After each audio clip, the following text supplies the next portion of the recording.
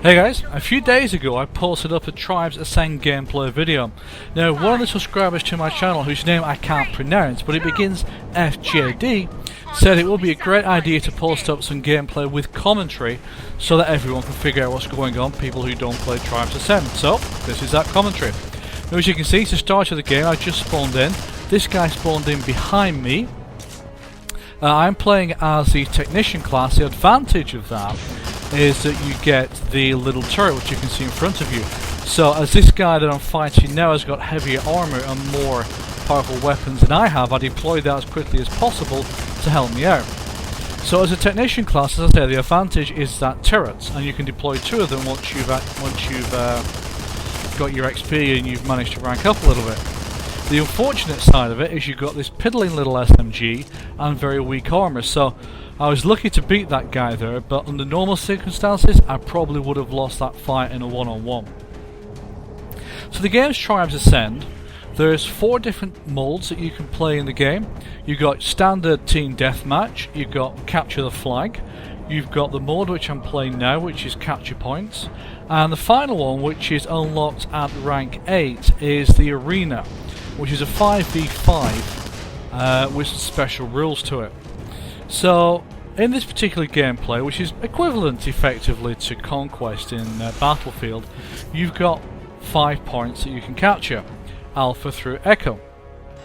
On this map, 4 of the points are basically at cardinal points of the compass, like this one, and they're covered in this weird alien-esque kind of coverage.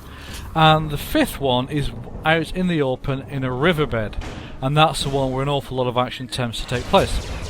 So as you can see, Technician class, I've deployed 2 turrets. That's the maximum that I can deploy around this point to keep hold of it.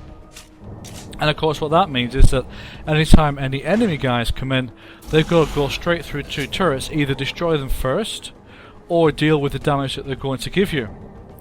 To capture a point is actually quite simple. All that you have to do is go straight through the point. You don't need to sit there, just go straight through that little sword icon, the glowing holographic one. There, you can just see it. And you get 200 points for doing that. If the other side have not got one of their troops through within 5 seconds, then you get to keep the flag. So it's a very, very quick capture on this game. As you can see, this guy's trying to come through and capture it. Got heavily damaged.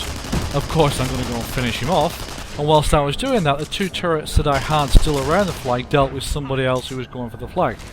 Now that guy managed to get the flag. You can see E is now red. Just going past me there was a shot from the base turret. So I just simply go through the flag in a second.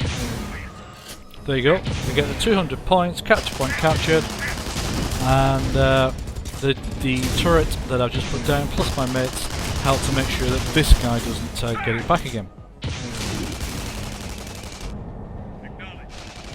This is an inventory station. There's 2 of them at every capture point. When you've run out of ammo or need repairing, you go back to that and it will repair you and rearm you. Once you get 2,000 credits, and you can see at the top right number of credits that you've got, then you can deploy one yourself by switching to a different kind of gun. Basically, you're calling in an additional inventory station. That's very useful if you need a forward inventory station or one very close to a flag. On some maps, some flags don't have them.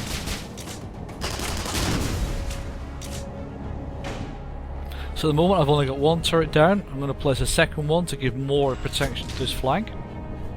As you can see, we're well ahead at this point. They've only got 1 flag, which is Delta. So I go back to the inventory station, make sure that I've got an additional turret in my backpack. I can't deploy it because I've already got 2 deployed.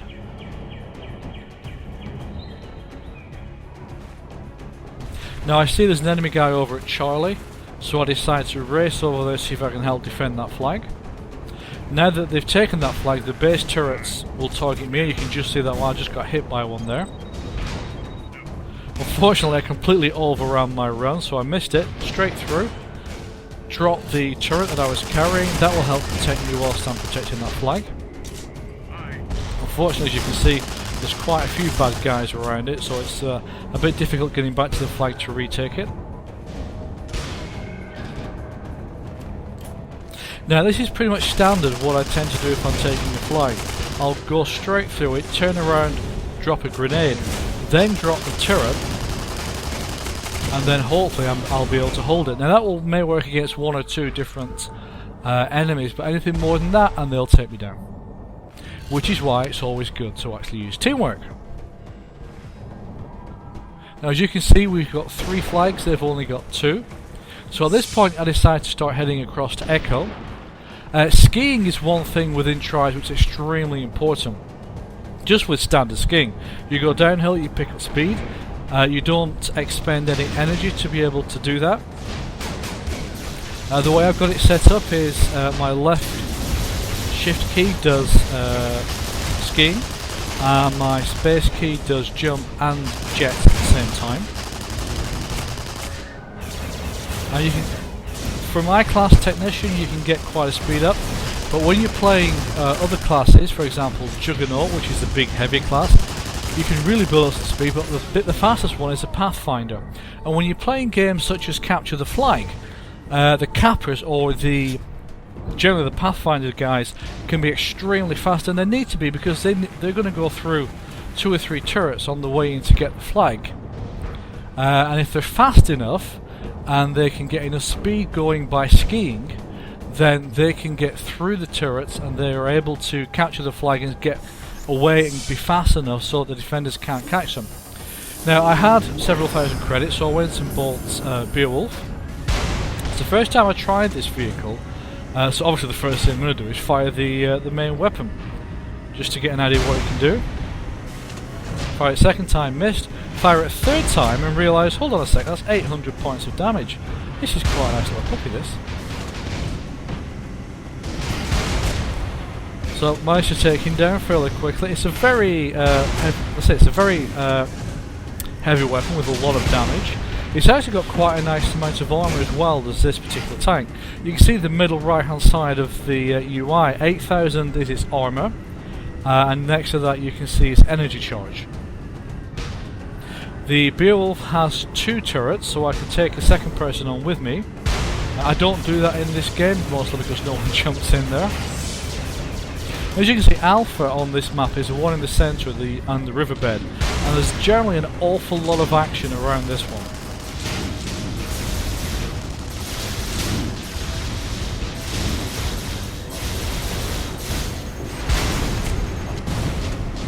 The great thing I like about Tribes is that it's all about skill. There's none of this suppression malarkey, there's none of this random deviation. If you place a shot correctly, you will hit.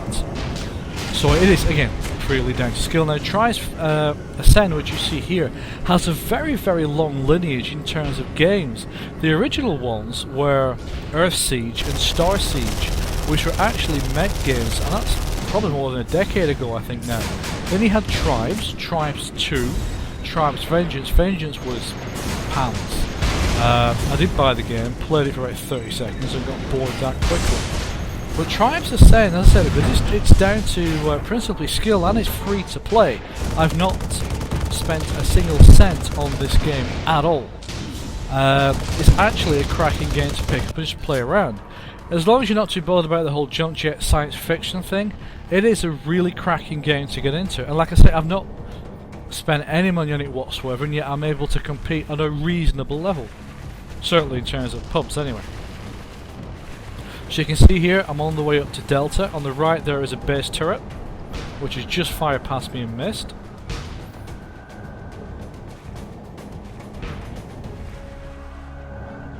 Now that's a force field that someone's laid. On the right hand side you can see an enemy guy leave, and he just completely ignores the fact that I'm there.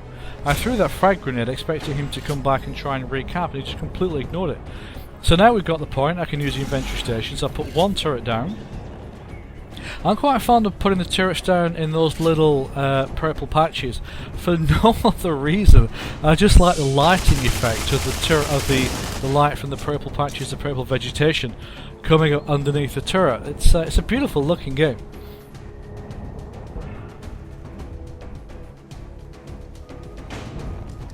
So as you can see, we've got all 5 of the catch points now.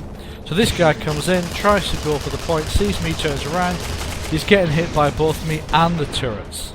And that is the real benefit of the Technician, the fact you can do some real good defense and you can really help on the offense as well.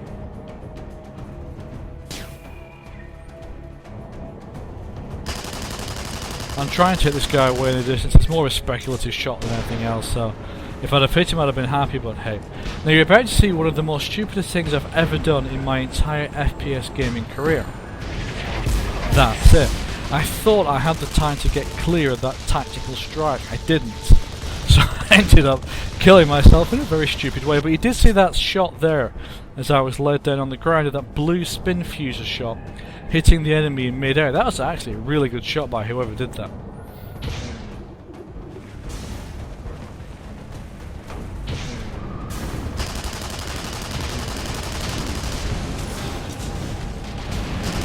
So again, back down to Alpha. As you can see, there's always a lot of action around that flag. I'm moving in to cap it. Well, someone else got there just before me. Swing around, throw a flag just in case. Find a decent place to put this turret.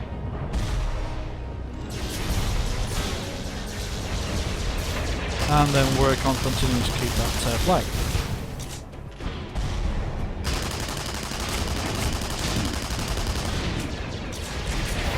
As you can see with this SMG, I'm not a bad shot, but that's because I'm dialed into how fast the projectiles are. If I play other classes, I can never hit a bloody thing with them, especially things like the spin fuser, which are very high damage, but they're just discs that you fire, and it's one every few seconds. At least with the Technician, with the SMG, if you miss with one shot, you know you can hit with another one. So that's that game. I hope you enjoyed the commentary. I hope you learned a little bit about Tribes Ascend, and I hope it interested you in the game. It is a good game. It's free to play. Yep. Try and download it. Have a play with it. Tell me what you think, please.